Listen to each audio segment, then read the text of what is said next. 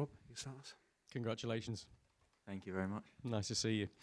Look, it's an extraordinary story, an extraordinary rise for you. 6 years ago, you were playing non-league football over in Guernsey. You're here now in the senior England squad. That's wow. That's a heck of a meteoric rise. How do you feel about it, I suppose, is the most obvious question. Yeah, obviously, over the moon. It's everything you dream for, and back then, like you said, 6 years ago, I was playing non-league football for Guernsey, and yeah, I wasn't even sure I was going to make it as a football player. So to now be in the England senior team, it's a dream come true, and yeah, I'm just grateful for all the coaches, my family, and everyone who's almost helped me get to this point today. You wear the number 8 on your back for Bournemouth, of course, but you have played a little bit deeper. You played as a 6 as well. It's a big discussion we're having around the England setup right now. Who's a 6, who's an 8? Which do you prefer? Which do you think you're best suited to? To be honest, I probably prefer playing as a number 8. I feel like you can do a bit more of everything, but to be honest, wherever I'm put, I'm more than happy to play. Like you said, I've played 6 before. In the Euros, I was a little bit deeper, and Elliot was further forward. I've played as a number 10, so it's good to have maybe all 3 of them positions where you feel comfortable and you feel you can play. But for me, I'd say my preferred position is a number 8. Hi, Alex. You just mentioned it there that you played with Elliot before in the 21s. How much do you think that experience of playing in a high pressurised situation in a tournament will help you coming into this England squad?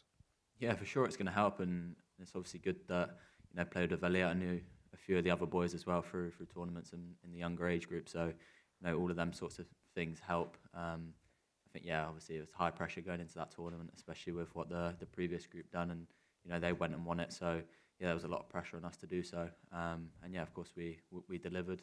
But yeah, it's been good. I've been in the England setup now since I was 18. So it's familiar for me. Coming away with the team. So it's been easy to almost settle in. It's always a good time to break into the England squad, but now is probably one of the best, the last squad of the year, and then just one camp before Thomas Tuchel will name the squad for the World Cup. Have you allowed yourself to dream of maybe making that squad and being there next summer? Yeah, to be honest, I don't think it's really sunk in too much yet. Obviously, that's the dream for everyone, especially the players here, is to be in that World Cup squad. But to be honest, I just want to come in, show what I'm about, and show the coaches here and what I can do and how I can play in an England shirt. So I'm just grateful for the opportunity to be here. Of course, the World Cup is definitely a dream of mine, and I've just got to take it one step at a time. Enjoy this week now. If I get the chance to play, hopefully impress and show what I'm capable of. Congratulations. Iraola, obviously full of praise for you. I remember the Manchester City, Bristol City match in which Pep Guardiola said you were unbelievable in 2019, but 3 different knee injuries in 2 seasons. How bleak did you start to feel about your career, and who helped you get through that? Yeah, it was definitely difficult. Obviously, I had a great time at Bristol City where suffered no injuries whatsoever. I played most of the games there, and then you finally get your dream move to the Premier League, and as soon as you go in, you're out for 2-3 months. So that was tough to take, and then almost since then it's been injury on injury. I had obviously the bad knee injury last year, and things were starting to look on the up, and then I go and break my jaw the last 2 games of the season. So it's been tough. The injuries have been tough. I've had great people around me, obviously my family being number one, and all the staff at Bournemouth, my friends as well, just getting around me and making sure I'm okay at all times, and pushing me, to be honest. But yeah, the club were brilliant.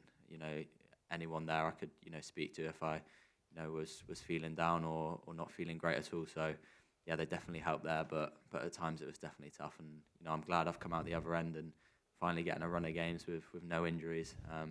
That's the most important thing. I'm just happy to be playing football again. Certainly taking your chance. An outstanding season. It's quite a commute though from Guernsey, so is it a special moment for you and your sister over those many journeys that you made to St George's Park, having a Lioness on your team? How much has that helped you, and how happy are they all for you now?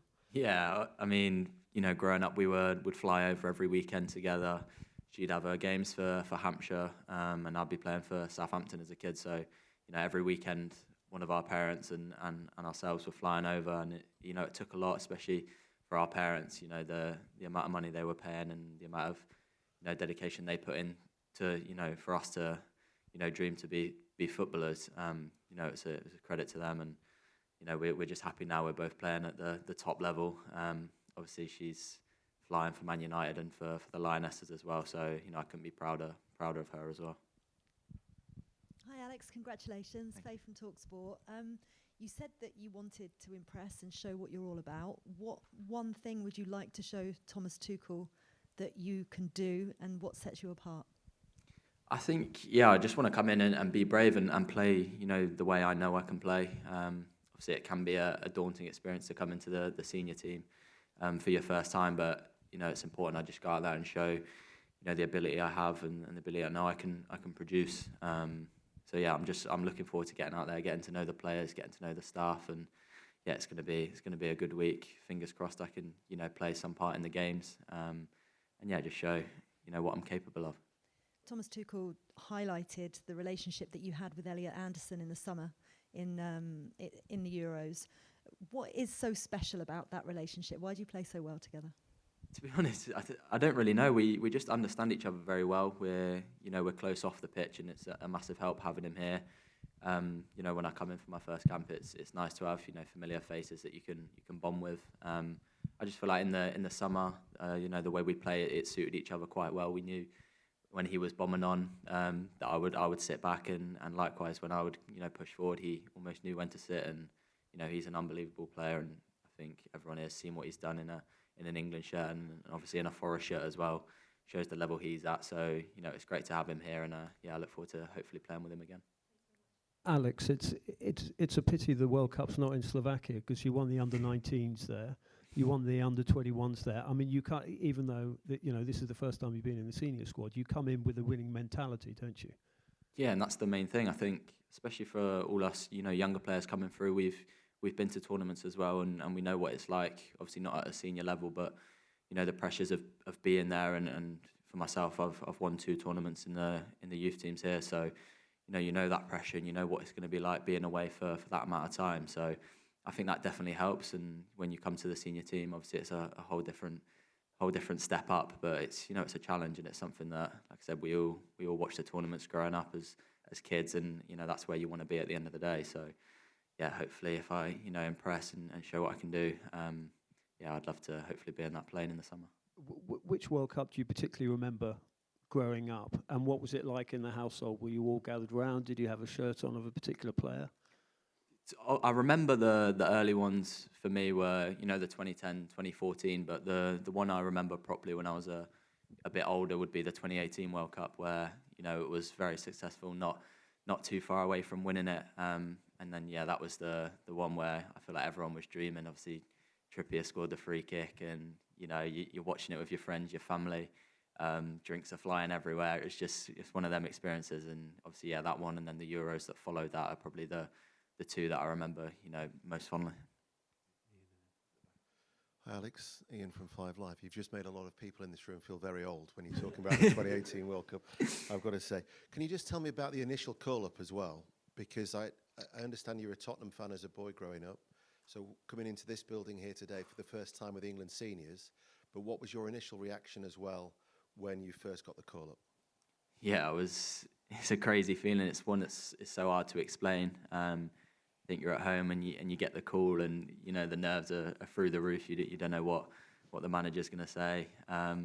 You psych yourself up for it, but you don't really know what's going to happen. But obviously when I got the call and he told me I was going to be in the squad, it was just an unbelievable feeling. I couldn't stop smiling, and then you get off the phone and you're telling your family, your friends, everyone, and they're obviously over the moon and can't believe it as well. So it's a feeling that I'm obviously never going to forget, and I'm just grateful that he given me the opportunity. And you've talked about the adversity you faced with your injury problems. What did you learn the most about yourself during that time? And then did you approach this season with a different mindset after the success with the Euros? Yeah, for sure. It's about myself. It was more that I can get through this, and I can get myself back playing and back fit. I think after the last knee injury I had last season, I think I came back into the team and played 5-6 games in a row, because before that I was looking at it and I hadn't played more than 2 games in a row. So I never really got into that rhythm of playing, and I feel like when I overcome that injury, started playing a bit more, it was almost to prove to myself that I can do it at the top level. See, the Euros definitely helped in the summer. Coming into this season gave me a lot of confidence, and I came back to pre-season and I wanted to fight for a starting position, which I didn't have too many opportunities last season to start games. And then I've started the season pretty well, and I feel like a lot of that comes from the confidence I took from winning the Euros. Good luck. Thank you. Hi, Alex. Just on that number 8 position you play, who are the players that you look at and that you admire and you try and take things from in your own game? I think the main ones for me are Pedri is probably one of my favourite players in the world.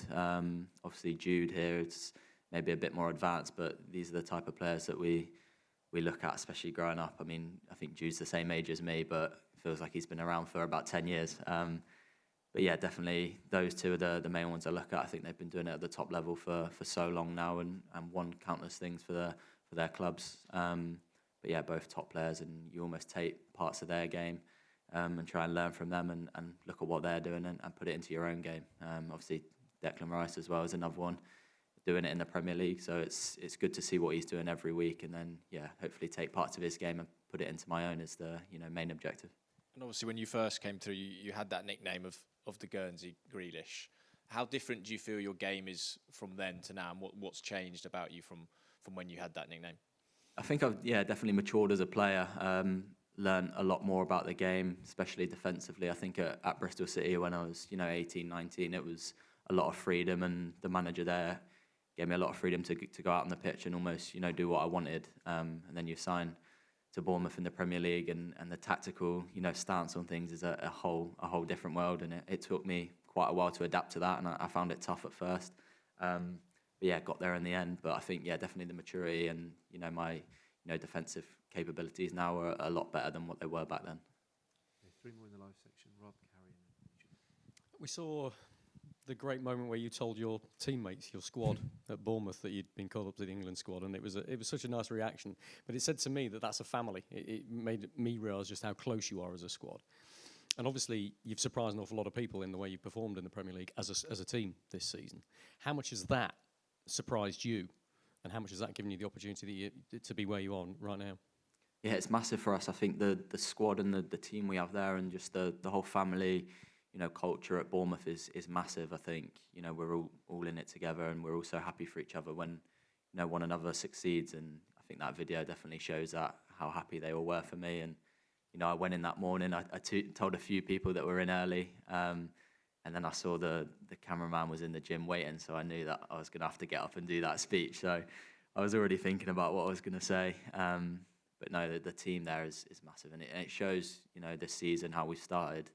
I think how close we are on the pitch and definitely off the pitch as well. We're always together, even away from the training ground. We're meeting up, going for lunch, going for coffees and stuff. So it's good to have that, and it definitely helps us on the pitch to succeed. You've mentioned a couple of names there, and as a young Tottenham fan, Harry Kane as well. Have you had any particular advice from Harry, Jude, or Declan, who we know loves putting an arm around a young player? I've not had too much advice off him yet. Obviously, we've only been here for a short time. But yeah, like I said, Harry Kane, obviously massive. When I was growing up, one of my favourite players, and the other two as well, I've looked up to for plenty of years. So it'd be nice to get out there, we'd train with them today, and have conversations, learn more about them as people, and learn about them as players as well. And yeah, I'll be looking to like I said before, hopefully take parts of their game and learn as much as I can in this week that I'm here with them. 2 major titles of England already. Can you tell us what improved you or what you took from each as a player each time, and how much that helps your confidence now coming into this camp? How much those titles improved you at each time? Yeah, I think definitely with the 19s one, that was almost my first experience of a tournament with England. So yeah, I was just happy to be there, to be honest. And, wasn't sure if I was going to play too much. I'd only just come into the group for one camp with the under-18. So yeah, I was happy to be a part of that squad. And once you're there and once you're in it, you're just enjoying it. Every game that comes, you just want to win. And like I said, I've been lucky with the England groups I've had. Like the tightness of the groups has been, immense really. And we've been, very close off the pitch in both of the groups. The 19s one to win it. I think you learn a lot about yourself. playing wise and playing in the tournament format. And I feel like a few of us, we definitely took that into the under 21s tournament and helped us massively because result we ended up winning it. So yeah, it's amazing to be playing in tournaments. I'm grateful for those opportunities I've had, and hopefully, yeah, if I get the chance, I can take it into a senior tournament. Hi, Alex. A slightly different one. The BBC have been asking people in football what rule they would change if they could rewrite the rules of football. So, if you could, is there anything you'd change? Ooh, that's a tough one. I'd say I think you need to be rewarded for worldy goals. I don't know in what way, but if you score an unbelievable goal, it needs to be rewarded more than just a singular goal for me. I don't know who would decide that because the opposition team will probably say it's not a worldie, but yeah, I think that's probably a rule I could change if I could.